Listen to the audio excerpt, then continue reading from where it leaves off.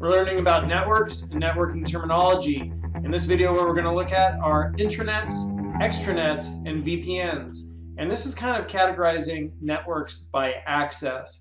So an intranet is a network where it is restricted to one organization. So a local area network could be an intranet, and a wide area network could also be an intranet. So a local area network and a wide area network was categorizing networks by size, geographically by size. And an intranet is kind of categorizing it by who has access. So with an intranet could be an area within an organization or a company where only people in that organization or company have access to that material. And that intranet could be running in a local area network, or that intranet could be running over a wide area network between multiple locations within the organization or the company.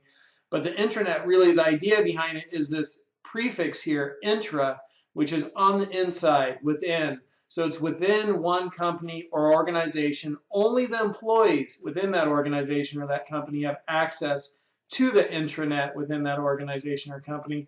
And that's different from internet, right? That's what we all have access to.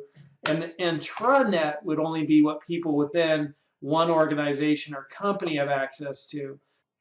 An extranet is a network where people within one company or organization have access, and additionally, people in other companies or organizations can be given access to that network. So for instance, if I was Walmart, I might set up an extranet for all of my suppliers, where our company, Walmart, plus anybody who's supplying us with products and goods and services would have access to this one network, which could have web pages and file folders with documents in it and all kinds of stuff. And that would be an extranet. And finally, a virtual private network, also known as a VPN. A virtual private network is a network that is set up where different locations will see each other and be able to be networked together and share information and resources. Well, how's that different? How's that different from a wide area network? Well, a virtual private network usually refers to locations connecting across a public network, right? Connecting across a public network. So we could create a private network in two ways. We could have dedicated lines between locations, right? And then nobody else has access to those lines. And so, and this network would then be private because location one, location two, and then our own cable sending data back and forth. Nobody has access to the cable or to the information going on the cable. And now that network is private. Well, if we wanted to use the network connections across a public network, the way we'd send data back and forth would be to encrypt it. And so if we encrypt the data and send it across a public network, then that data becomes private. So it's a virtual private network, right? We've made it virtually private. And nobody else would have access to the data because it'd all be scrambled and jumbled. And unless you had the key to unscramble it and unjumble it, it wouldn't make any sense to you if you saw the data. And so that's how we create a virtual private network.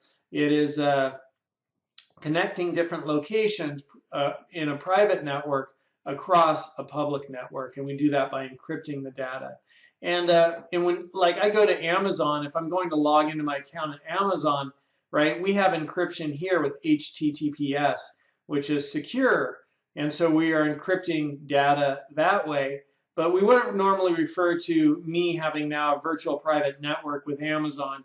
This is just straight encryption. It's encrypting one communication from me to Amazon, and it's not really set up like a network where you know, Amazon and I go there and it's like in a company, there's a network where folders are shared and files are shared, and we have access to shared resources, information resources, and shared hardware resources, right? This is not so much that kind of a network. It's just one-time encrypted communication. So even though we use encryption to create a virtual private network, we wouldn't call this a virtual private network when encryption is being used here for me to send my username and password to Amazon. So those are three terms to be aware of: intranet, extranet, virtual private network. And it's categorizing networks by access, where this is only people within one organization have access to this, you know, information, this network. And this is people in one organization and a few other organizations would have access to the information. The extranet, so that would be like Walmart and its suppliers would have this, area have a network where they could share information. And then a VPN, a virtual private network, is a way to connect remote locations across a public network like the internet and have the sharing of information be private. And so we call those VPNs, virtual private networks. All right, so that's a few more terms for you about networking.